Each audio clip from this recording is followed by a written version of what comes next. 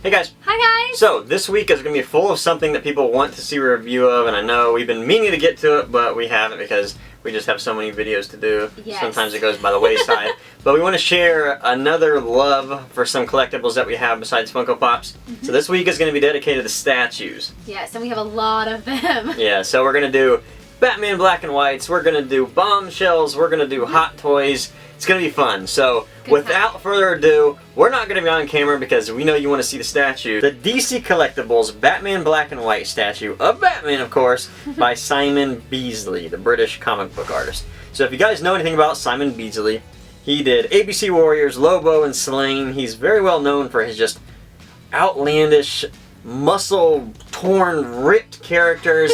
Really, really cool artist. So let's take a look at the box of this. You take a look at the front, and you have a really, really nice front profile of Batman. You can see his grimace. He's very angry. He has very, very tall cow ears, which I like. I do too. Yeah, the side, you get a really nice full body picture of him. And of course, this is sculpted by William Packett, which is great. He does really great stuff. It is 7.75 inches tall, which is actually a pretty good size for a Batman Black and White statue. I like the ones that stand up the most. On the back, you can see that in this line of three, of course, you get the Simon Bisley Batman, but you also get the Eduardo Risso, which is very awesome. We will be reviewing that too. That's a sick Batman statue. Oh, it's so pretty. Maybe one of my favorites. And then you also get the Tim Sale Batman, which we will also be reviewing, which I have a few problems with, but we'll talk about that when that comes. So, and then finally on the other side, it just says cold cast porcelain statue, and you get a side profile of him where you really see his muscle and veins and just how crazy Batman is. How juiced up he looks. The bane of all Batmans. That's right.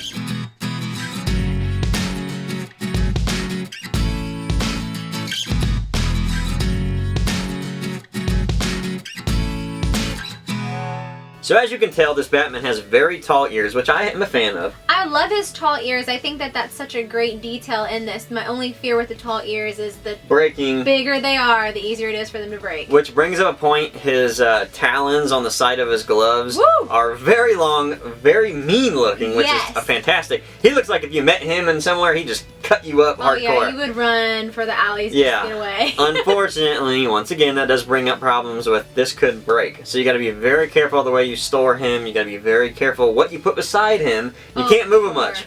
Now this Batman is unlike other Batmans in the fact that he has muscles, he is ripped, his veins are sticking out.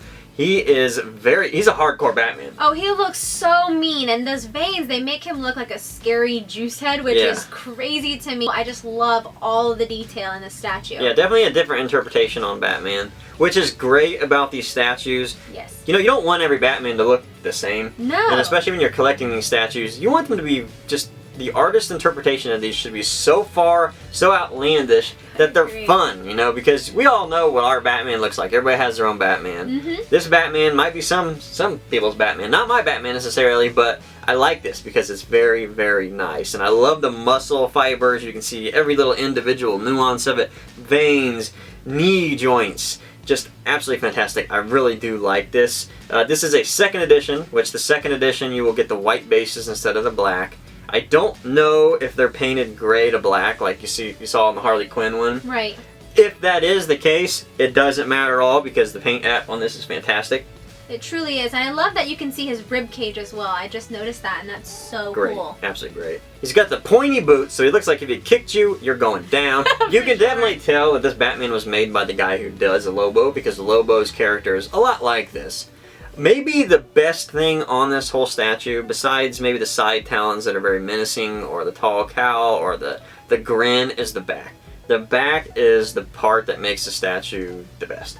Oh, I agree. I love how his cape has all of each little tendrils just spinning up, and it looks like his cape is just blowing in the wind. I love that. All kinds of wrinkles. The bottom of the cape, the sculptor did a fantastic job. I can't get over how great that looks. It's just sweeping. The wind is taking it. It looks like it has a lot of movement. This is an awesome statue. Yeah, I love how the paint on the back of this, it makes it look like it's something made out of cloth rather than ceramic, and I think that that's an amazing detail. And this one, the only thing glossy on this, everything else is matte. The only thing glossy on it is his bat symbol on his chest. So the head sculpt on this one, it's long. It's very, very long. which is interesting because a lot of Batmans that you see, they're kind of smashed down, more muscular, hard jaw.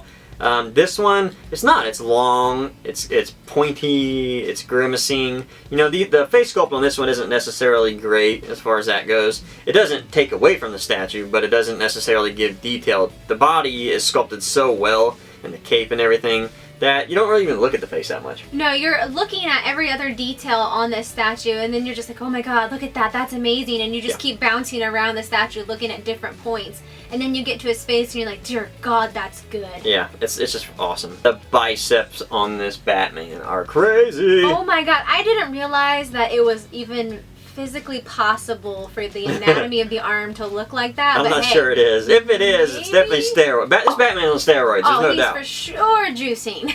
I mean, when you set this guy next to all the other Batman black and whites, it looks like this will be the guy that'll beat everybody up. Yeah, because he would just have the anger problems. He'd be like, rah, and run around and just punch everybody. This is crazy Batman. This is Batman who needs drugs because he was born with some deficiencies or something.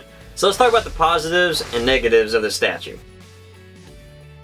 First up, the sculpt on this thing is so ferocious. The veins, the muscle fibers, the individual waves and curves of this makes him very menacing. Also, the pointy parts on this statue are so cool. They make him look like just a mean Batman, which is a really cool interpretation. He just looks very evil, just a different kind of Batman. And that's what we find really fascinating on this statue. The cape is also a great positive on this. I love all of the details and how it just flips, and it looks so realistic. It's just a great interpretation of his cape and a great paint job. Yeah, it looks like it's blowing in the wind. It's very artistic, the way that they curve. Some of them are flat, some of them are pointy. It's just a fantastic sculpt on that cape is really what makes the statue, more so than the points. I agree. Negatives. Let's talk about the things we do not technically like on this, even though we have to dig for it.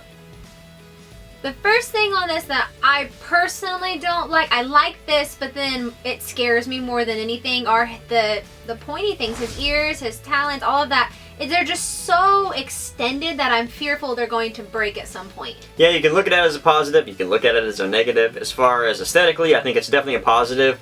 But you do risk breaking it, and that is something to worry about. Another negative that I found I'm not a huge fan of is really the face sculpt. I think the face sculpt could have been done a little more. Now, you don't really get a great face sculpt in these anyways, but, you know, it's kind of a medium grade. You know, it's not something to say I don't want to buy this. You know, it's not that bad, but, no, definitely you know, not. There's nothing to that sculpt in the face that makes me say, hey, that's nice. Finally, I mean, it doesn't really matter, I'm just going to say it. Batman has no bulge in this. What's up with that? He has no bulge. Yeah, but there's a reason for that. Look how big his arms are. He's obviously on steroids, so he's going to be lacking in certain departments. Yeah, well, Batman needs to not lack in certain departments. He's a man, he's a mean Batman. Well, yeah, I guess the steroids got him in this. So there you go, the Simon Bisley black and white statue. I really like that statue. It's very strange and different. I love it. I love all of these black and white statues, and I truly think that if you love Batman, you should totally pick up some of these. Yeah, so guys, we'll put the link in the description if you don't order them. This one is actually on sale right now on Entertainment Earth for like $43 or something, which is super cheap. Really, really cheap. So I think you have like a day left of that. So make it quick. Maybe take a look at some of their other Batman black and white. So we'll see you guys next time. Thanks, guys. Bye. Bye.